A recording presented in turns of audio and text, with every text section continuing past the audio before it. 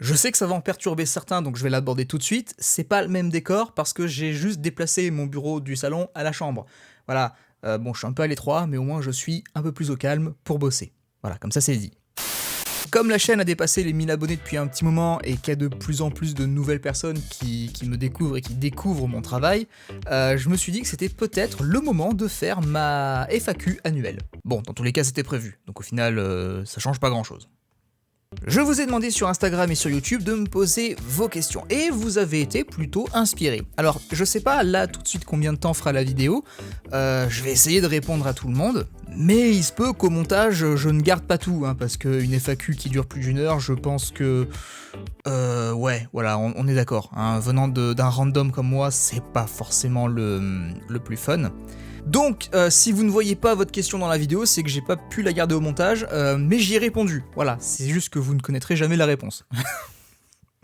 Ça commence bien. Bon, je vais pas faire une intro qui dure 3000 ans, hein, on va commencer tout de suite avec la première question qui nous vient de @tretnet.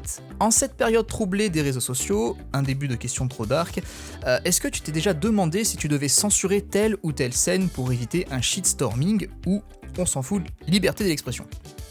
Alors, vu que je suis pas connu, hein, je suis personne, je pense pas être sujet au shitstorming qu'on a l'habitude de voir sur internet, mais même si ça avait été le cas, je m'en fous, je m'en tape, complet.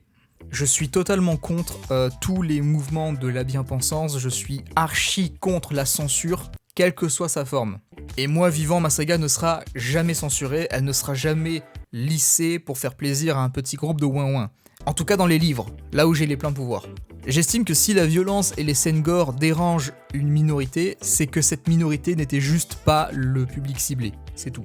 Alors j'ai pas encore eu la visite de la police de la bien-pensance, hein, mais j'ai déjà eu quelques retours mine de rien, du style ah ça c'est trop gore pour moi, c'est trop vulgaire, j'arrive pas à aller au bout, c'est violent, machin. C'est pas grave.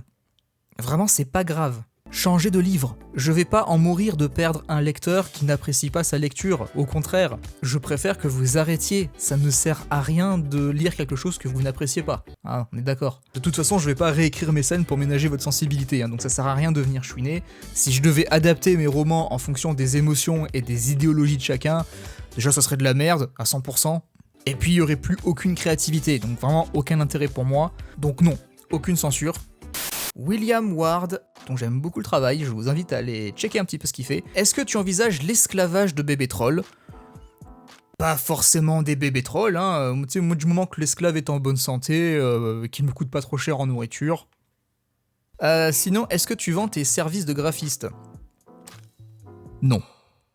Alors ça m'arrive de recevoir des messages sur Facebook et sur Insta de gens qui me demandent si je suis chaud pour faire leur couverture par exemple. C'est pas contre vous, vous êtes des amours, vous demandez poliment, y a aucun souci, cœur sur vous et bon courage pour la suite. Mais non, non, pour plusieurs raisons. Premièrement, j'ai pas le temps. Deuxièmement, j'ai pas envie. Et troisièmement, plus sérieusement, j'ai déjà été infographiste par le passé pour des clients et j'ai jamais pris le moindre plaisir à travailler sur une compo qui n'était pas la mienne. Surtout après avoir passé des dizaines d'heures dessus pour qu'au final on vienne me taper sur l'épaule pour me dire « tu peux agrandir ça, Tu peux changer la couleur de ce machin, tu peux enlever ce truc-là, et est-ce que tu peux rajouter ça? Et est-ce que tu peux rendre ça plus moche? » Ceux qui sont dans le milieu là, je pense que vous voyez très bien ce que je veux dire. Je sais bien que ça fait partie du métier, mais moi à la base je fais du graphisme pour m'éclater. Et quand je travaille pour quelqu'un, ben je m'amuse pas. C'est pas drôle, c'est pas fun, je suis pas inspiré. Surtout quand la rémunération est équivalente à une bouchée de pain. D'ailleurs j'en profite pour rappel, une couverture de livre c'est dans les 500 €, hein, en moyenne. Pas 30, pas 50, pas 100, et encore moins en visibilité. Et c'est pas en nous disant « Ah mais oui, mais en ce moment j'ai pas beaucoup d'argent, c'est difficile pour moi. » Non mais d'accord, l'argument est peut-être recevable, hein. Moi aussi je vais aller voir le garagiste et puis je vais lui demander de me réparer la voiture, mais au moment de payer je vais lui dire « Bah par contre désolé mais j'ai qu'un billet de 20 €. En ce moment c'est un peu compliqué, vous comprenez, hein, mais bon voilà... Bon l'exemple est un peu nul parce que j'ai pas de voiture, mais vous avez compris. Une question de Aurélien pmsavary.auteur. Tu as un matos de plus en plus cool. Merci, c'est vous qui me l'avez payé. Tout ça là, les lumières, la caméra, tout ça, le micro, c'est la mardasse monnaie. C'est totalement grâce à vous. Donc merci du coup pour ça encore. À quand de la mise en scène pour agrémenter tes vidéos? Alors j'aimerais vraiment trop faire de la mise en scène. Et justement, puisque tu parles de matos, pour faire de la mise en scène, j'aimerais bien acheter un fond vert. Alors j'en ai déjà un, il est pas ici, il est chez ma mère, mais c'est un truc, il fait 6 mètres sur 3, c'est horrible à installer, et c'est encore plus horrible à plier. 6 mètres de tissu, tu le plies pas, tu le fous en boule. Et après ça fait plein de plis. Donc pour l'éclairage, c'est génial. Donc non, j'aimerais acheter un fond vert rétractable, je sais pas si c'est ça le bon terme, un peu comme les roll-up. Tu sais, t'as juste à tirer vers le haut là et ça s'installe tout seul, ça se range très facilement, c'est pas encombrant. Quand j'aurai ça, je ferai de la mise en scène. En plus, j'ai des idées de vidéos sympas que je garde justement sous le coude parce que j'ai pas le fond vert, mais dès que je l'ai, je pense que je vais m'amuser. Une question de Manon16. À quand le Twitch ?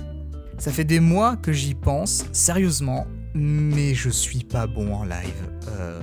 Je pense que je ne serai pas bon en live plutôt. Je pense pas avoir l'âme d'un bon animateur. J'ai peur d'être chiant en fait. Parce que vous le voyez pas quand je fais des vidéos, mais il y a énormément de blancs. Alors je sais pas comment ça se passe les tournages des autres, parce que j'ai jamais assisté à un tournage de vidéo YouTube, autre que les miens.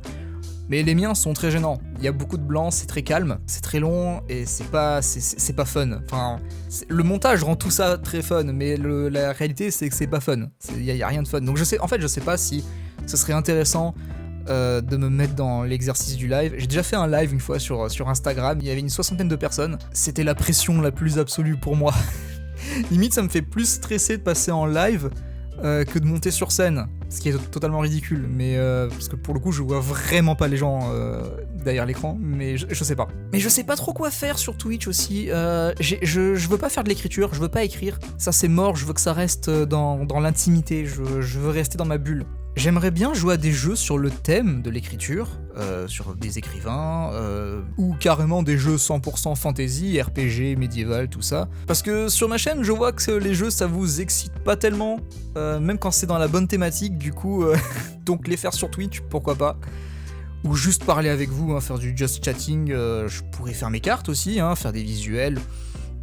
Je pense qu'il y a plein de trucs à faire. Dites-moi ce que vous en pensez, parce que moi j'ai peur d'être une immense merde, donc... Va falloir me motiver un petit peu à me lancer.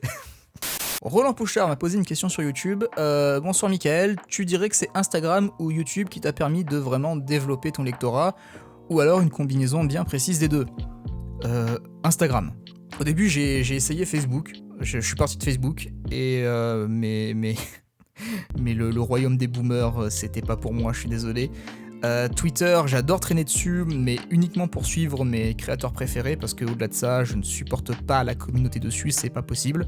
Donc non, Instagram. Instagram, la communauté Bookstagram m'a énormément aidé à mettre en avant mon premier livre. Et puis YouTube, en deuxième, pour le coup, ça c'est pas négligeable, ça m'a quand même rapporté pas mal de nouvelles ventes. Donc ouais, le combo Insta-YouTube, il est bon. Après, ça a marché pour moi, mais ça veut pas dire que ça marchera aussi pour tout le monde. Peut-être que ça marchera peut-être mieux pour toi sur Twitter ou sur Facebook, je sais pas, ça va dépendre de plein de trucs. Déjà, ça dépend de ton audience, mais il n'y a pas de réseau miracle. Si tu vois ce que je veux dire, c'est là où t'es le plus à l'aise. Hello de Salm, qui est une collègue youtubeuse aussi que je vous invite à regarder. Cette petite queue de cheval à l'arrière de ta tête a vu le jour quand ? Très bonne question, en fait, je suis né avec les cheveux longs. C'était terrifiant. Et plus sérieusement, quand, où et comment as-tu commencé ta carrière d'auteur ? Traînais-tu sur Wattpad, Facebook, Coxyclick ? Je pense que j'ai commencé un peu comme tout le monde, j'ai commencé dans ma chambre, il y a maintenant 6 ans, sans savoir ce que je faisais. J'étais niveau 1, avec 0 expérience, 0 stuff, le noob de base quoi. Et est-ce que je traînais sur Wattpad et tout ? Non. J'ai jamais été sur des plateformes d'écriture ou de lecture, et j'y suis toujours pas. C'est vrai que ça m'intéresse pas à des masses. C'est aussi pour ça que je suis pas très actif dans la communauté des auteurs sur les réseaux sociaux. Alors, je vais pas me faire de copains en disant ça, mais c'est pas une communauté qui m'attire de base. Il y a rien de négatif derrière ça, c'est-à-dire que les gens sont adorables et je suis pote avec certains d'entre eux, il y a aucun souci. C'est pas les gens de la communauté le problème, voilà, c'est ça que je veux dire. En fait, comme j'ai le nez H24 dans mes romans, je vous avoue que quand je sors d'une séance, la dernière chose dont j'ai envie, c'est qu'on me parle d'écriture. Et je pense que ça, il y en a beaucoup qui peuvent le comprendre. Alors dites-moi dans les commentaires ce que vous en pensez, si Vous aussi, ça vous fait ça? Mais ouais, dès que j'ai un moment de libre, je me casse sur un jeu ou quoi, je veux m'aérer l'esprit et penser à autre chose. C'est aussi pour ça que je fuis les groupes sur les réseaux sociaux, que je les quitte dès qu'on me met dedans ou quoi. C'est pas parce que je me sens plus pissé, que je me prends pour quelqu'un quoi, non, pas du tout, c'est juste que je sais d'avance que j'aurai rien à dire dans le groupe, je serai pas le plus impliqué dedans. Et puis les débats sur l'écriture, au secours quoi, je m'en fous, vraiment. Encore une fois, ma passion, mon travail, c'est la création. Créer des histoires, des personnages, des lieux, des univers. C'est pas l'écriture en elle-même qui me passionne, mais tout ce qu'il y a autour. J'essaye de m'améliorer et de peaufiner ma plume tous les jours. Je fais beaucoup d'efforts sur ça, c'est pas pour rien que les bouquins mettent autant de temps à sortir, parce que je prends l'écriture au sérieux quand même, faut pas croire. Mais en bouffer continuellement après mes séances, non, vraiment, c'est mort. Le but, c'est pas de m'en dégoûter. Donc voilà. Ensuite, une question de Hugo Boudalier. Combat 1v1 entre Sauron et Mardas. Qui gagne? Objectivement parlant, alors Mardas dans son univers est certes très puissant, il est très balèze sur un champ de bataille, les deux ont des capacités vraiment pétées, à mon avis ce serait un beau spectacle, mais Mardas a beaucoup plus de faiblesses que Sauron, donc objectivement parlant, je pense que Sauron l'emporte. Sauf si Mardas arrive à lui couper les doigts au dernier moment, éventuellement ça pourrait sauver, mais... Ensuite, on passe à Galaded qui me demande « Prévois-tu de passer au format papier ?» C'est déjà le cas. Et participer à des événements comme les salons. Là tout de suite, j'ai envie de te dire non, parce que c'est pas un truc qui m'attire, les salons. Peut-être qu'un jour, je me laisserai tenter par l'expérience et pourquoi pas en faire une vidéo sur la chaîne, je pense que ça pourrait être sympa. Je suis pas le plus à l'aise dans ces trucs, encore plus quand il y a foule, et faire des salons à ma petite échelle, ce serait beaucoup d'efforts à mettre en place et à financer pour un rendement pas forcément très ouf. Et la dernière raison, c'est que je vis dans le sud, autour de chez moi il y a quasiment rien. Pour faire des salons, il faudrait que je change de région, carrément, et comment vous dire que la flemme. Une question de fille fantôme. Quelles sont tes plus grandes facilités dans ton métier? Comprends auto-édité, youtubeur, en tant que créateur de contenu et artiste. Comment répondre à cette question sans passer pour un mec au boulard énorme? J'ai pas tant de difficultés que ça à faire mon travail, à mettre en application mes projets. Je parle pas de l'écriture, hein, pour l'instant, juste ce qu'il y a autour. Je pense pas avoir énormément de difficultés à mettre tout ça en place, techniquement parlant. Genre par exemple, faire un visuel promotionnel en 3D, donc sur Daz et après sur Photoshop, c'est pas compliqué pour moi de le faire, puisque je me suis formé sur ces logiciels, donc ça va relativement vite. Et c'est basiquement pareil pour tout le reste, j'ai envie de dire. Quand je sais pas faire un truc, et que ça m'intéresse énormément, bah j'apprends à le faire. Et après, bah, je suis tranquille, je peux le refaire plus vite. En fait, dès que je suis confronté à une difficulté comme ça, au lieu de la contourner, bah, je vais essayer de la maîtriser. Et c'est aussi une façon pour moi de ne pas être dépendant des autres. Mais ça marche pas toujours, hein. La philosophie est bonne, mais dans la réalité, c'est pas si simple. Genre par exemple, le dessin. Je me suis mis au dessin récemment, vraiment, et j'ai mes bases de dessin, il y en a pas, et j'en ai pas. Je pars littéralement du niveau 0, niveau enfant.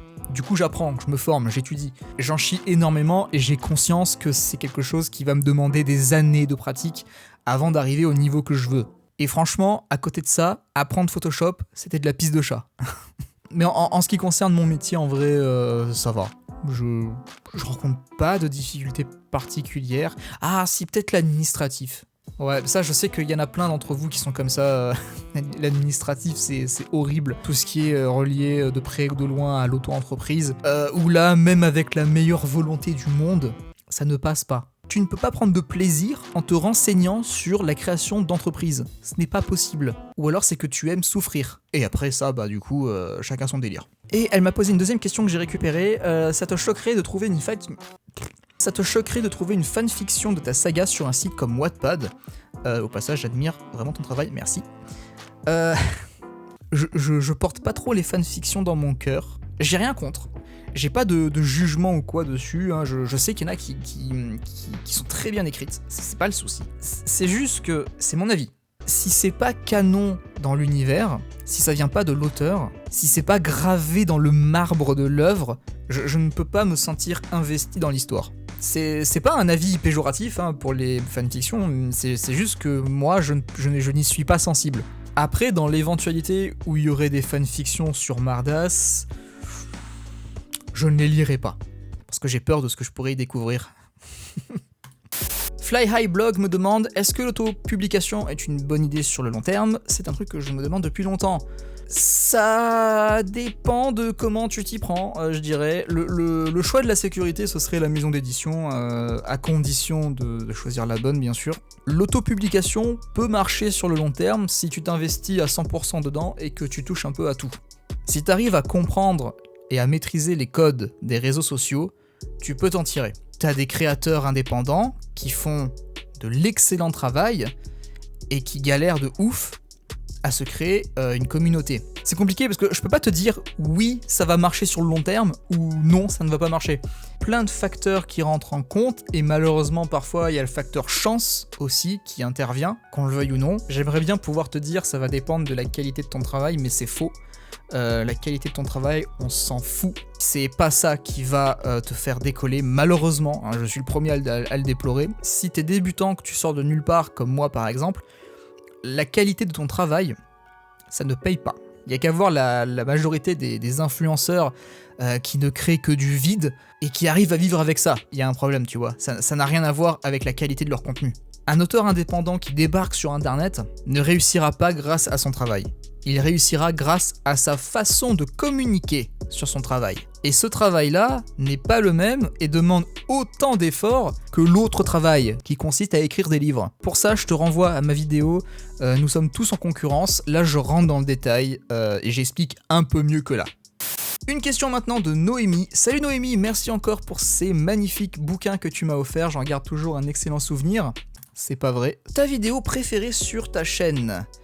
Incontestablement celle qui retrace mes 13 années de scène. D'ailleurs, pendant longtemps, jusqu'à très récemment encore, elle était top 1 des vidéos les plus vues de ma chaîne. Et ça m'a fait vraiment plaisir. J'ai été très ému en la montant, ça a fait ressortir plein d'émotions en moi, beaucoup de positifs, un peu de négatifs aussi, mais dans la globalité, je suis très fier d'avoir pu condenser toutes ces années précieuses en une vidéo, et je prends toujours autant de plaisir à la regarder. Donc celle-là, direct. Alex Prieur me demande, à quand une prochaine vidéo sur des lectures sur des licornes? Tu vois ce que tu as fait, Noémie? Voilà dans quelle merde je suis maintenant. Bientôt, Alex, normalement. Quand? Je ne sais pas. Faut que je trouve une lecture avec une créature qui mérite d'avoir une vidéo. Et c'est le plus dur. Un peu comme ma... En vrai de vrai, c'est pas facile, c'est pas évident de trouver une lecture comme ça qui ne tombe pas dans certains excès sur lesquels je n'ai pas forcément envie de faire de blagues. Notamment les viols. C'est un aspect qui est trop présent dans ces histoires. Donc faut que je filtre, si tu veux. Et ça prend du temps. Par contre, si vous voulez, pour Noël, je peux vous lire... C'était quoi? C'était... Attendez... Ouais, c'est ça.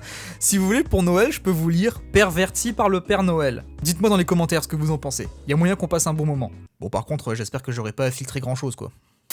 Quelques questions de Marie is Writing. As-tu fait un autre métier avant d'être auteur? J'en ai fait plusieurs, mais jamais très longtemps, sauf pour le spectacle.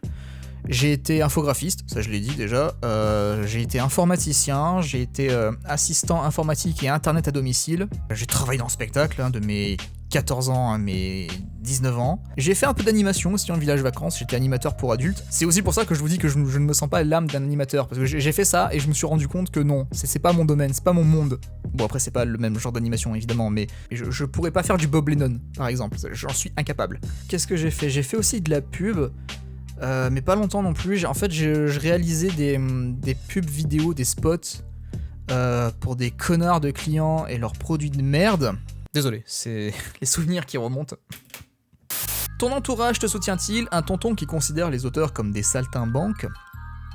Non, mon tonton est un amour, j'ai rien à redire sur ça. En vrai, j'ai la chance d'avoir un immense soutien de la part de ma famille, surtout de ma mère. C'est grâce à elle que j'ai pu me lancer et me consacrer entièrement à cette activité.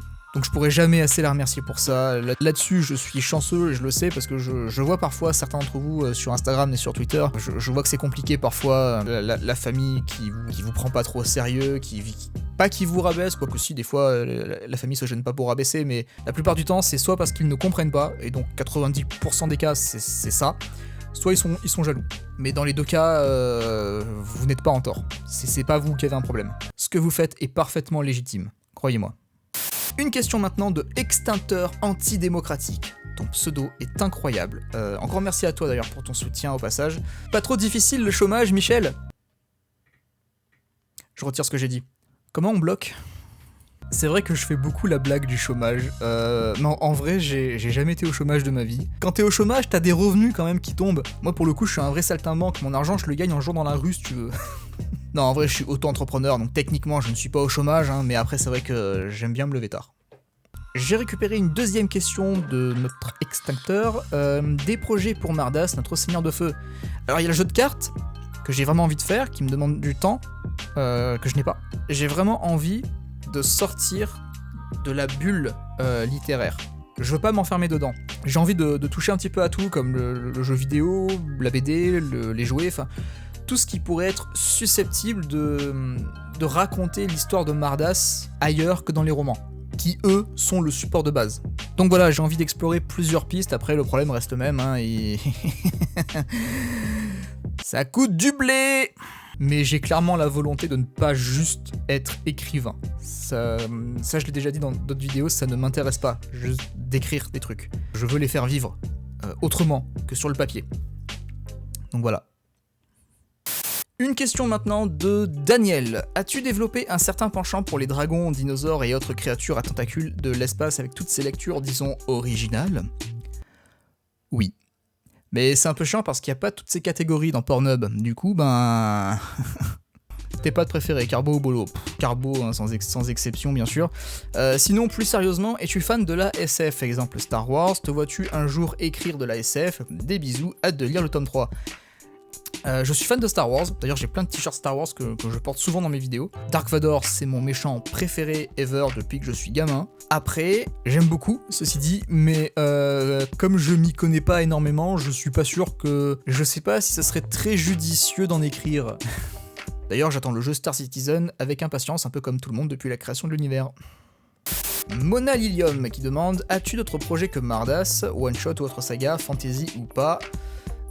Pour l'instant, non. Je pense qu'avec Mardas, j'en ai encore au moins pour 10 ans, et pas seulement avec les 5 tomes de base, mais aussi avec tout ce qu'il y a autour, dont des one-shots, mais tirés de l'univers Mardas. Donc, ouais, non, j'ai de quoi m'occuper. J'ai de quoi faire encore avant de penser à d'autres projets. On passe maintenant à une question de Pierre qui demande: quel a été le volet de la saga qui t'a donné le plus de fil à retordre? Tous. Ils ont tous été compliqués un peu à leur façon. Là, typiquement avec le tome 3, par exemple, j'en chie. Mais j'en chie pas pour les mêmes raisons qu'avec le tome 2. Après, c'est ma faute, hein, c'est moi qui insiste pour que chaque tome soit différent dans leur ambiance et leur scénario. Typiquement, le 3 sera complètement à l'opposé du tome 2, qui lui était assez sombre et oppressant. Là, on repart sur des nouvelles bases, tout en continuant le fil rouge de l'histoire, bien sûr, hein, avec les mêmes personnages, mais aussi des nouveaux. Et ce sont ces nouveaux personnages qui vont façonner l'ambiance, le ton du bouquin, un peu comme avec le 2, du coup. Donc voilà, je galère, mais je le vis bien. Et on enchaîne avec Adrien qui dit: félicitations pour le nombre d'abonnés qui ne fait que croître sur ta chaîne YouTube, merci. Combien ça te coûte de payer tous ces bots pour y arriver? Cher, très cher. T'imagines pas les bails sombres que je suis obligé de faire pour me payer de faux abonnés. D'ailleurs, j'ai payé pour avoir toutes ces questions, dont celle-là. J'ai vu dans tes vidéos beaucoup de goodies liés à l'horreur. Si tu avais la chance de pouvoir travailler, écrire sur une licence horreur ou autre, laquelle aimerais-tu? C'est vrai que j'adore l'horreur. J'en parle pas beaucoup, mais je suis un grand fan du cinéma d'horreur, surtout le cinéma asiatique. Je me souviens notamment d'un film qui m'avait marqué, c'était Shutter.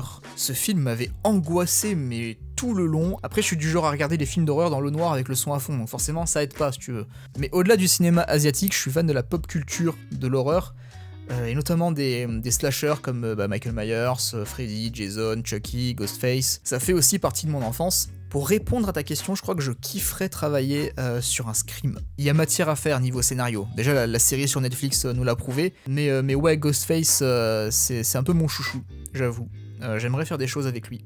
Artistiquement, bien sûr. Et nous en venons à la dernière question de Gabriel. Gabriel qui me demande: t'as bientôt fini le tome 3? non. J'aimerais tellement te dire oui. C'est chiant. J'aimerais bien être un de ces auteurs qui pondent 6 romans par an. Mais non, c'est pas le cas. Avec moi, va falloir être un peu patient. Voilà. Je suis désolé. Mais ne vous inquiétez pas, hein, je glande pas, hein, je travaille dessus, tous les jours. Sans exception. Même quand j'écris pas, dedans ça travaille. Voilà. Bon, je pense qu'on est bon. Je pense que cette vidéo est suffisamment longue pour une FAQ. Merci à toutes celles et ceux qui ont pris le temps de rédiger des questions. Même si votre question n'apparaît pas dans la vidéo, je vais essayer d'y répondre sous votre commentaire. À l'écrit, ce sera toujours ça. Vraiment, merci pour votre soutien, ça compte énormément. Même un petit message à la con, quoi, ça me touche vraiment. Donc merci pour ça. Et puis, on va se laisser là. D'ici la prochaine vidéo, portez-vous bien. Des bisous. Ciao.